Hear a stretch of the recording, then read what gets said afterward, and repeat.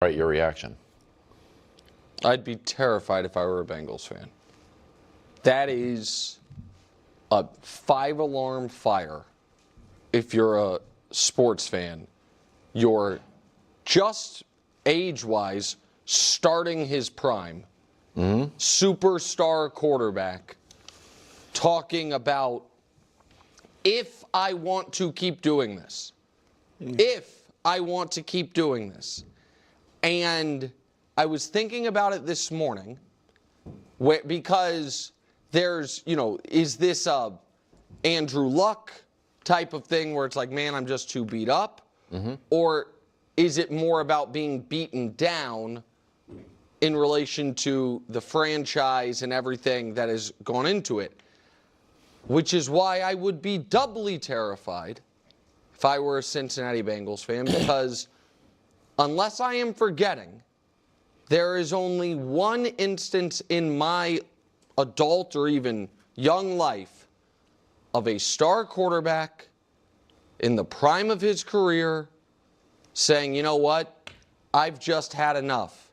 And it was the number 1 pick for the Cincinnati Bengals, Carson Palmer, who after 8 years with the franchise, this has been 6, was like, you know what, I'm not having fun playing football anymore.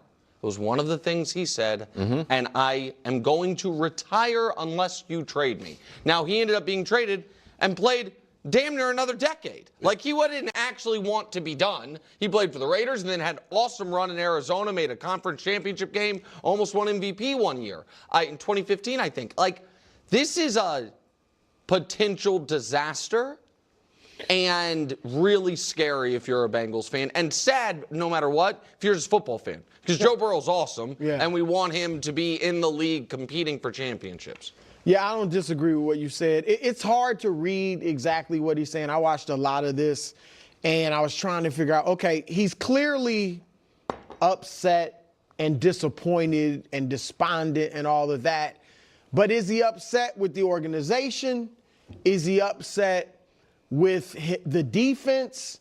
Is he upset with himself for throwing those 2 interceptions against Buffalo that cost him the game? Is he upset that for the 3rd straight year, we're not making the playoffs? And this game, particularly at quarterback where you're judged by wins and losses, it is so tough and so brutal and so painful that when you're not winning, it's, again, especially at quarterback, where that's what everybody judges you by. It's different if you're a receiver, a lineman, and you're getting paid, you're still viewed as a star even though you don't win. Quarterback, you're not really viewed as a star when you don't win.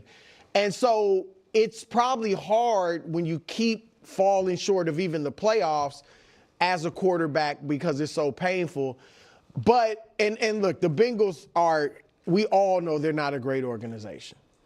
But Burrow isn't blameless in this situation. They have tried to spend money on the offensive line. They actually have spent money on the offensive line. Now, it's never been a great offensive line, but it's not for lack of trying, right? The defense has obviously been terrible, but Burrow pushed them to sign not only Jamar, which is totally understandable, but T. Higgins. I need 2 number 1 receivers, essentially. Yeah, that trying to blame Burrow is insane. And if the Bengals were a well-run franchise and they were like, well, listen, we can't do that, then that's what they would do. They would say, sorry, Joe, like, we're going to move on from T or whoever, and then we're going to build you this awesome defense, et cetera, et cetera. But he's kind of like, dude, you haven't shown to be able to do anything. We at least have Jamar and T. Let me keep him. Other teams have multiple receivers. The Cowboys just did it. The Eagles got it. I'm trying to think who else. The Vikings, the Lions, like this isn't like unique in that regard. Lots of great teams have, multiple great receivers. So that's a bunch of nonsense. Joe Burrow is blameless 100%, trying to put blame. This is pretty much what he was saying kind of earlier about like, oh, quarterbacks, they're held to a different standard, and now you're like blaming him for the construction of the team. That doesn't make any sense. Just because Joe Burrow said, hey, I want these guys, that doesn't mean that if you think that that's not how you build the best team that you have to just go along with it. Like, are you kid? You think Mahomes was like, yeah, please get rid of Tyreek Hill? No, I guarantee you he was like, I want Tyreek Hill. He wasn't like, oh, you're going to move over Tyreek Hill? No problem. That's fine. Who cares that I have amazing chemistry with him? And he's an elite wide receiver. I still got Kelsey. That's all that matters. Which then brings me back. The Chiefs had Kelsey and a Tyreek. That's an elite 2 wide receiver. Let's call it what it is. Okay. 2 guys that are trying to catch the ball and get yards and score touchdowns. Okay. Tight ends, running backs, wide receivers, whatever. They catch the ball, they run, score touchdowns.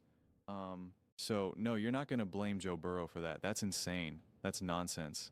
And listen, it's going to be a combination of a few things. As I've talked about a lot, I've been injured a lot. And it's it's exhausting, man.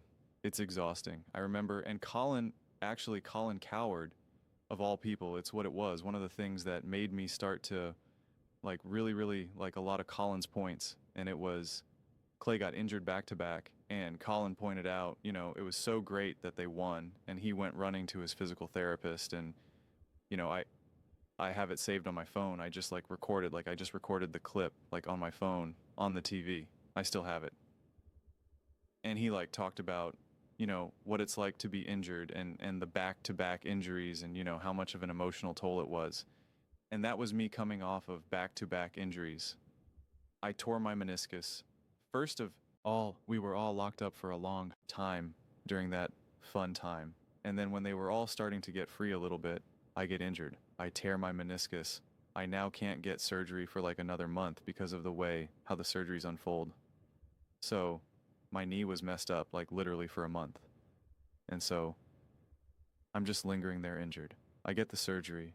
It was one of the most brutal recoveries I've ever had in my life. Probably the most brutal recovery I have had in my entire life. No doubt about it. Was in physical therapy for months, and now I'm finally free. I injured it in August. Got the surgery in October. Was probably free from physical therapy February-ish or so. And I'm finally free. And now the weather's getting, you know, it's nice and ready to have some fun with my niece and nephew. And it's I'm feeling good, feeling strong. And then I break my clavicle literally 3 weeks later. And that was insanely painful. Completely laid out. And then it wouldn't heal. I'm going in and out of doctors. We gonna do surgery or not? I had to see 4, I literally saw 4 different doctors. 4 different because it wouldn't heal. And they're like, well, do we do surgery? Well, maybe we could wait. What about this? And I had to do all this crazy stuff. I had to go to physical therapy. I could cry thinking about it. It was exhausting. I've genuinely lost over an entire year of my life. And so it is, and someone like Joe Burrow who keeps getting injured, having all these problems, it's exhausting. And the work that you have to put in the conversations, you're also forced to face your mortality in a way that, especially when you're that age, you just don't face unless you're injured, unless you're having real conversations. You're having a conversation with a doctor who's like, I don't know if you'll ever be right. That's the whole. And that's why I also love what Travis Kelce came out and said, where he's like, I've had 10 surgeries and not a day goes by. I don't feel every single one of them. I love that quote because it is very much how I feel. Because there's this sense of well, other people get injured and they make full recoveries and they're great. And I remember the first time I truly got injured in a way where I needed a physical therapist, and I'll never forget it. It was the first time I tore my knee and got surgery, and I was just like, you know, I'm gonna get back to normal. I want to be back to 100%. I didn't even know what that meant at the time. I was like 100%, and she goes, yeah, sure, we'll try. And I was just like, we'll try. What do you mean? And she's like, well, no one ever really gets back to 100%. Well, we'll get 99%. And I was like, what do you even mean by that? And I was 22 years old or something. I was just like, huh? I thought you just get injured. You go to the doctor, they do and sometimes it heals by itself. Sometimes you need a cast. Sometimes you get surgery, and the surgery, they just go in there. Oh, it's nothing. Especially because surgeons are always like, oh, it's nothing. Oh, we go in there. It's aoscopic. You'll have the tiniest little incision. You won't even know you. It's fine. Within a few weeks, you'll be back out there. Physical therapist is like, I mean, you're never truly going to be 100%. Doesn't mean that you can't do all the things that you want to do. It doesn't mean you still can't compete at a high level, but like, you're never what you were before the injury. Just the way it works. And so that is what Joe Burrow has dealt with his entire career, combined with being a poorly run franchise. It's exhausting. And again, you know, the only other close example that I can have of that is like with my injuries. But then now also dealing with like family issues and professional issues and personal life issues.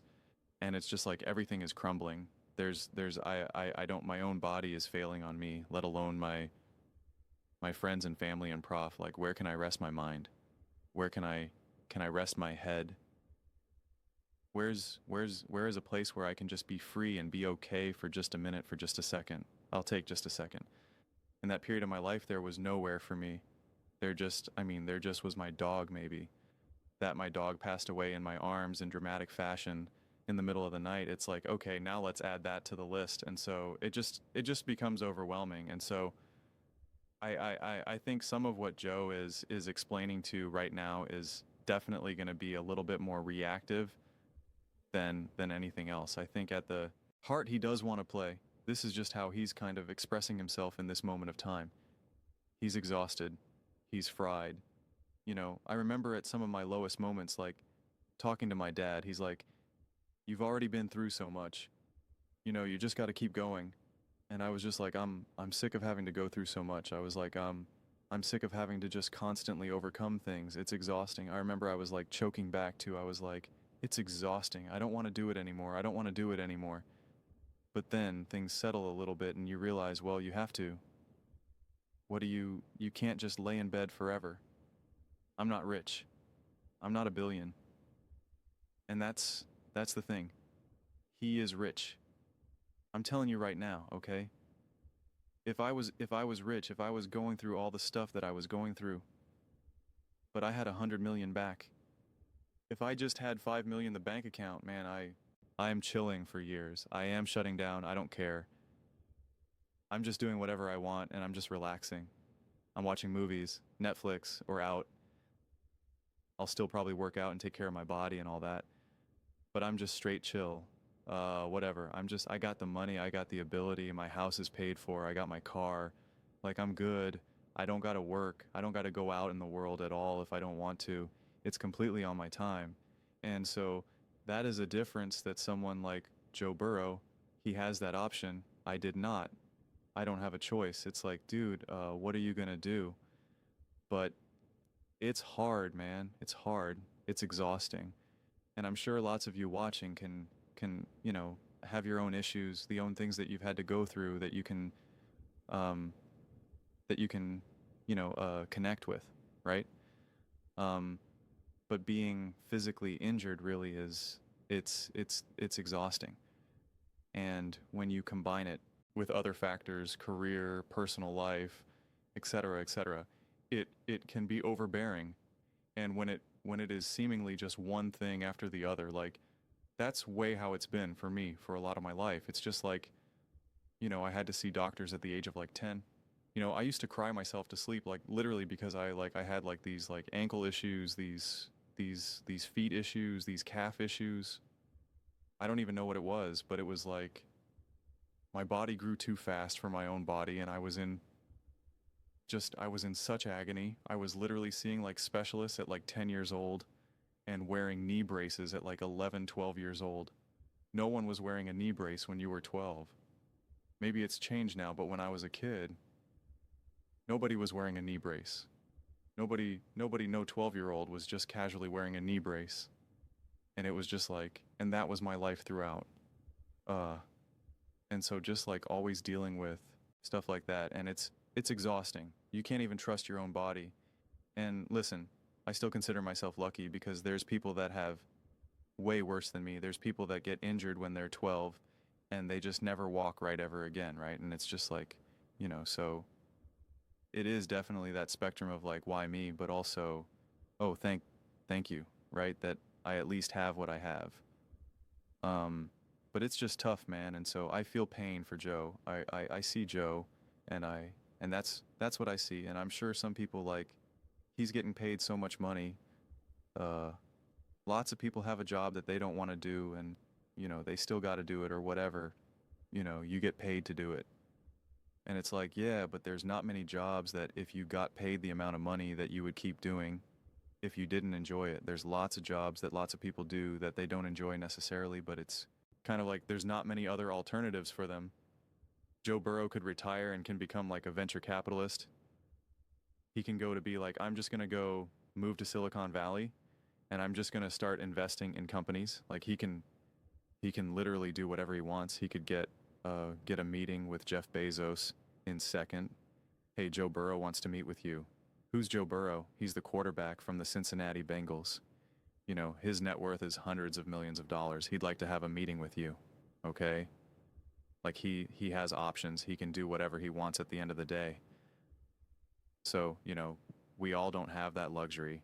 He does. I do think he will continue to play, unless his body really is hanging on by a thread right now, which no one really knows but him and his doctors and his physical therapist. But I mean, it's a tough one, man. It's a tough one. It can make you emotional. It makes me emotional, maybe because I feel so connected to it. But yeah, it is a bummer. And I'll end here because they brought this up loosely, of just like, you know, if you're a football fan, you know, it's really unfortunate because Joe Burrow is great. He's elite. You want to see him compete. And that's what I was saying, going, you know, once Joe Burrow came back and I was talking to people in the comment section and stuff, and I was just like, man, like, I believe in the Bills, but I'm just like, I want the Bengals to win this game because I'm like, I want Joe Burrow in the playoffs. He's so elite. He's so special. Watching that Bills-Bengals game was absolutely amazing. Imagine if that was a playoff game now. Like, we've been robbed. I've said this now for months, and especially last year. The Bengals have robbed us of Joe Burrow's greatness, just like the Lions robbed us of Matthew Stafford's greatness. And it's why I give so much praise and credit to the chagrin of much Kansas, you know, specifically Mahomes fans, that I give so much credit to the Chiefs, to Andy, to all of that, because it's like that's the massive luxury that a Mahomes gets to have, because his fate could be similar to Joe's.